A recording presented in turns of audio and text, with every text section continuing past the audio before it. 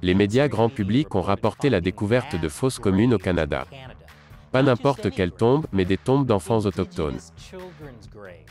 Cela a provoqué un tollé national. Le seul problème était que ce n'était pas vrai.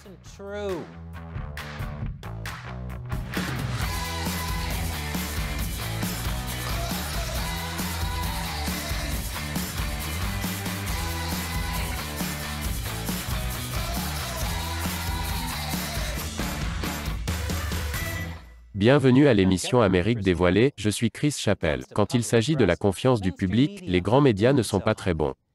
La plupart des Américains font autant confiance aux grands médias pour leurs informations qu'ils font confiance à Ghislaine Maxwell pour le babysitting. Nous pouvons probablement tous penser à quelques raisons pour cela. Eh bien, en voici une autre. Il y a presque exactement un an, le New York Times publiait un article intitulé « Horrible histoire, une fosse commune d'enfants indigènes est signalée au Canada ». Attendez, un charnier rempli d'enfants indigènes? Bien sûr, cela a provoqué un énorme tollé. Peu après, les médias ont fait état d'autres fosses communes qui auraient été découvertes à la même époque. Le seul problème? Les médias se sont trompés. Vraiment faux. Mais c'est une erreur honnête. Je veux dire, qui n'a pas travaillé de longues heures au travail, n'a pas été un peu négligent. Et n'a pas accidentellement fait croire à des millions de personnes que des charniers apparaissaient dans plus d'endroits que Starbucks? Ça arrive aux meilleurs d'entre nous. Ai-je mentionné que ces histoires ont également conduit à de violentes protestations et à des incendies d'églises à travers le Canada? Oui, c'était mauvais.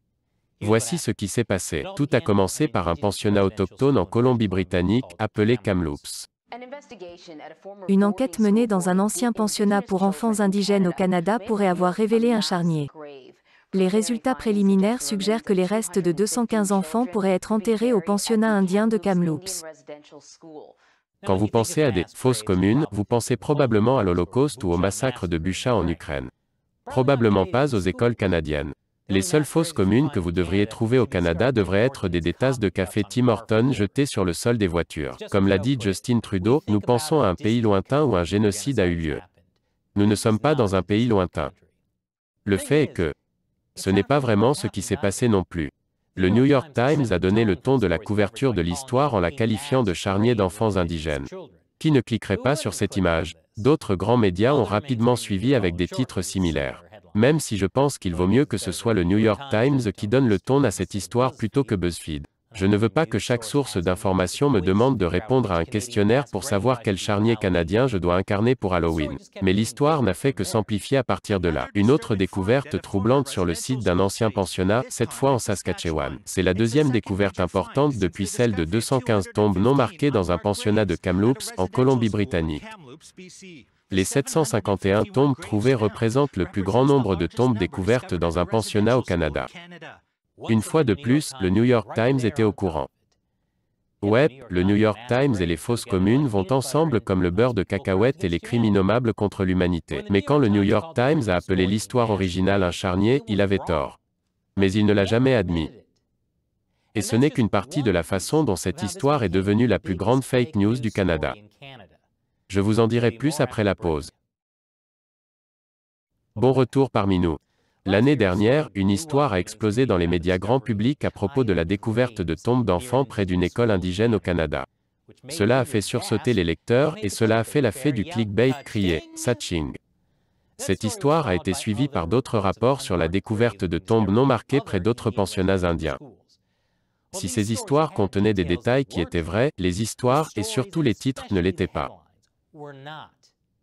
La vérité était beaucoup moins sensationnelle que les gros titres. Par exemple, il n'y avait pas de fosses communes. C'est un point qui a été souligné par plusieurs chefs indigènes peu après la publication de l'article du New York Times. Il ne s'agit pas d'un charnier, mais plutôt de sites funéraires non marqués qui, à notre connaissance, sont également non documentés. À la date d'hier, nous avons recensé 751 tombes non marquées. Ce n'est pas un site de fosses communes. Ce sont des tombes non marquées. Quoi? Ce ne sont pas des fosses communes? Mais si les gens arrêtent de croire ça, alors la fée du clickbait arrêtera d'arroser d'argent les grands médias. Continuez à croire tout le monde. Cliquez. Cliquez plus vite. Un autre problème avec ces histoires, certaines de ces tombes n'ont pas été découvertes, comme le prétendent les médias. Le chef Cadmus Delorme dit que ce n'est pas un charnier. À un moment donné, il y avait des marqueurs individuels sur les sites d'enterrement, mais les responsables de l'Église catholique les ont enlevés dans les années 1960. C'est exact, vous vous souvenez des 751 tombes non marquées, découvertes près d'un pensionnat indien en Saskatchewan? Elles n'ont pas été découvertes. Un ancien élève de l'école a déclaré à CBC News: « Nous avons toujours su qu'elles étaient là. » La nouvelle ici est que le chef Delorme voulait savoir où se trouvait chaque tombe pour pouvoir les marquer à nouveau. Il ne s'agissait donc pas de simples découvertes, ni de fosses communes, et écoutez bien. Il n'y avait pas nécessairement d'enfants autochtones enterrés là non plus. Le chef Delorme a déclaré à la CBC, « C'est un lieu de sépulture catholique romain. Ce n'est pas un lieu de sépulture de pensionnat, d'autres catholiques romains autochtones ou non, des adultes aussi, ont été enterrés là. » Je sais qu'on est censé écouter les voix des autochtones, mais doit-on le faire quand ils tuent notre histoire? Alors oui, tous les aspects de cette histoire qui la font paraître horrible, des fosses communes d'enfants indigènes, ne se vérifient pas quand on y regarde de plus près. Je n'essaie pas de minimiser les atrocités commises dans ces pensionnats indiens. Ce qui s'y est passé était assez grave. Disons simplement que ces écoles n'étaient pas le genre d'endroit où vous voudriez envoyer vos enfants. Barry Kennedy se souvient avoir été un altar boy au pensionnat indien de Marival et avoir enterré un enfant décédé. Il dit que les responsables de l'école infligeaient des violences sexuelles aux élèves et qu'un de ses camarades de classe a disparu dans la nuit. Nous l'avons entendu implorer de l'aide. Personne ne voulait jamais aller l'aider parce que tout le monde avait toujours trop peur. Et Brian était l'un de ces individus qui n'est jamais revenu. Le Canada et les États-Unis ont tous deux utilisé les écoles pour assimiler les gens. Pendant plus d'un siècle, les enfants autochtones du Canada et des États-Unis ont été forcés de fréquenter des pensionnats financés par le gouvernement et principalement dirigés par des églises. Au Canada, les législateurs étaient explicites quant à leurs objectifs, à savoir, se débarrasser du problème indien. Les enfants étaient coupés de leur famille et de leurs traditions. Ils étaient également punis pour avoir parlé leur langue maternelle. Oups! Je sais. Cette histoire n'est pas assez scandaleuse. Heureusement qu'ils ont ajouté toutes ces choses inventées pour que ça paraisse vraiment mauvais.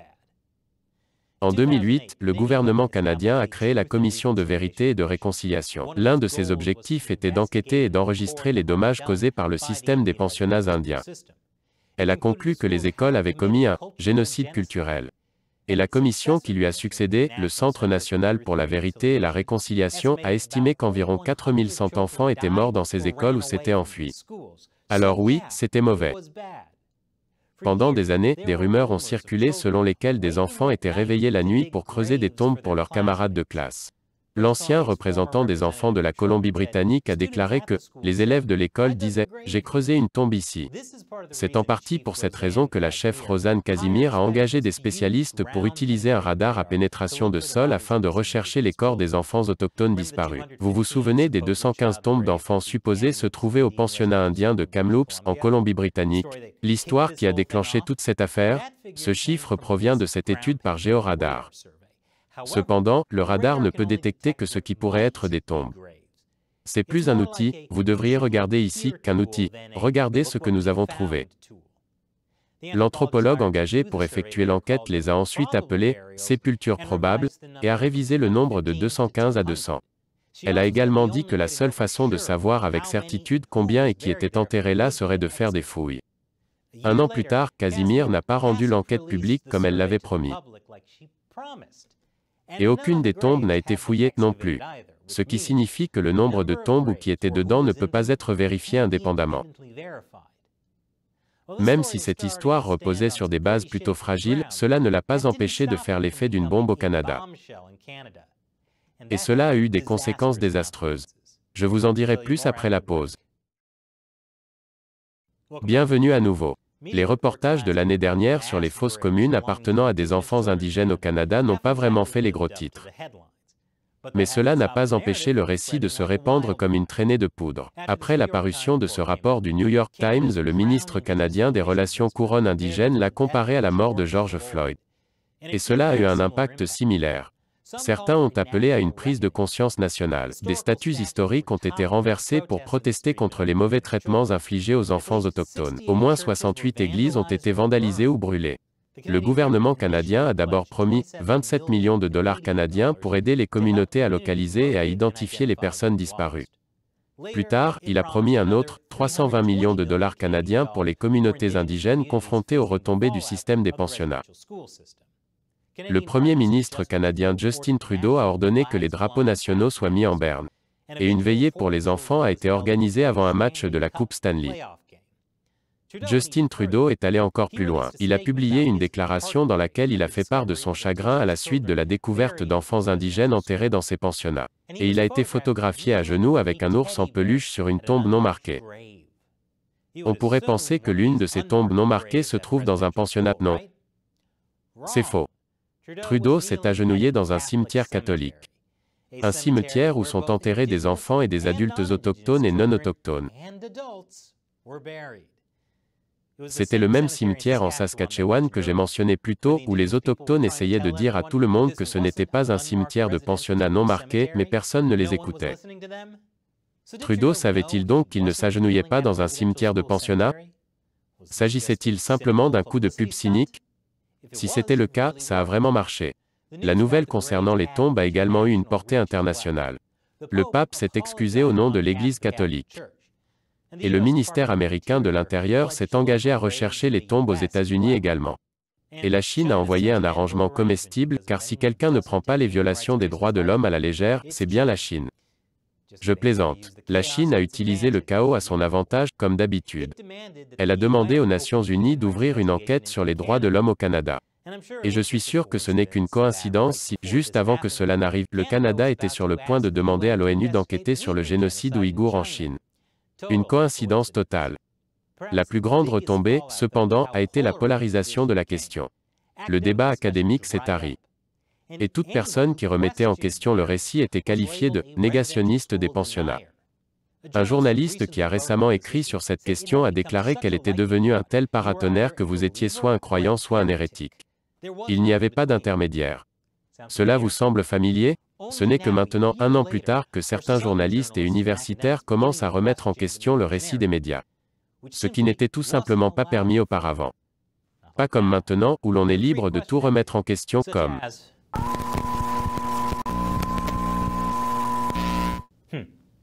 Je suppose que c'est pour ça que les gens perdent confiance dans les médias traditionnels. Ce qui m'énerve vraiment, c'est que pendant tout ce temps, les leaders indigènes ont essayé de rétablir la vérité sur ces tombes. Mais la plupart du temps, les médias les ont ignorés. Et même 1 an plus tard, les médias n'admettent toujours pas leurs erreurs. Ce titre du New York Times dit toujours « charnier ». Donc, si la confiance du public dans les médias est faible, c'est pour ça. Ce n'est pas parce que les médias se sont trompés et ont admis leurs erreurs collectives. C'est parce que les médias se sont trompés et ont prétendu ne pas l'avoir fait. Et ils ont refusé d'écouter les gens qui leur disaient qu'ils avaient tort. Que pensez-vous de cette histoire? Dites-le nous dans les commentaires ci-dessous. Et sachez que cette émission ne serait pas possible sans le soutien de téléspectateurs comme vous. Si vous voulez que nous continuions à démystifier les fake news, rendez-vous sur notre page Patreon. Ou rejoignez notre communauté exclusive de médias sociaux sur Locals. Encore une fois, je suis Chris Chappell, merci de regarder Amérique dévoilée.